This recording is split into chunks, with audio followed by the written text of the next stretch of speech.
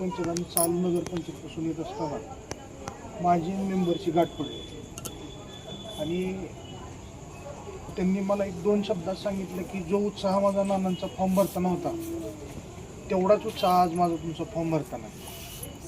आज नाना असते तर हा दिवस बघायला नानांपेक्षा जास्त, माझ्यापेक्षा जास्त नानांना चांगलं वाटलं असतं असं त्यांनी त्यावेळेस माझ्यासमोर त्यांची एक प्रकट इच्छा व्यक्त केली. आणि त्यांनी मला सांगितलं की काम करत असताना समाजात कुठल्याही गोष्टीचा दुजाभाव न करता, तुझा माझा विरोधातला न करता, जसं नानांनी सर्वसामान्य माणसातल्या कुटुंबाला वर आणून राजकारण केलं तसं तुम्ही करा. त्यांचे माझे वय कमी असताना देखील मैत्रीपूर्ण संबंध होते.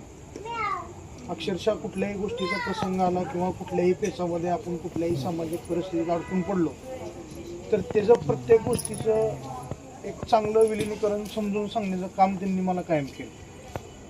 त्याचबरोबर संगीताताई असतील, कल्पनाताई असतील, त्यांचा मुलगा आहे, त्यांचा बादचा विकी आहे, ह्या सगळ्यांना देखील त्यांनी तेवढंच माझ्याशी बांधून ठेवायचं काम केलं. कधीही माझ्यापर्यंत त्यांचा दुरावा येऊ दिला नाही. आणि ज्यावेळेस आम्ही अशी परिस्थिती असते की 2 नंबर 3 नंबर वॉर्डामध्ये एखादा उमेदवार उभा करायचा म्हणला तो आम्हाला पेच पडायचा. आम्हाला त्या बाबतीत एकटं पडल्याची जाणीव कधीच होऊ दिली नाही. ज्या सक्षमपणे त्यांनी उभा राहिले, निवडून आले, भले त्यानंतर कधी आमचा माणूस निवडून न येऊ दे, पण तो माणूस निवडून यायच्या तयारीला आणि यायच्या परिस्थितीला नेऊन ठेवायचं काम त्यांनी कायम केलं. प्रत्येक गोष्टीत त्यांनी क्रांती केली. बौद्ध धर्माचा प्रचार केला. समाजात वागत असताना समाजाला कधीही चांगली दिशा द्यायचं काम केलं. कधीही कुणाला कुठल्याही चुक्या, म्हणजे त्या माणसाने कधीच आयुष्यात चक्केबंदी केलं.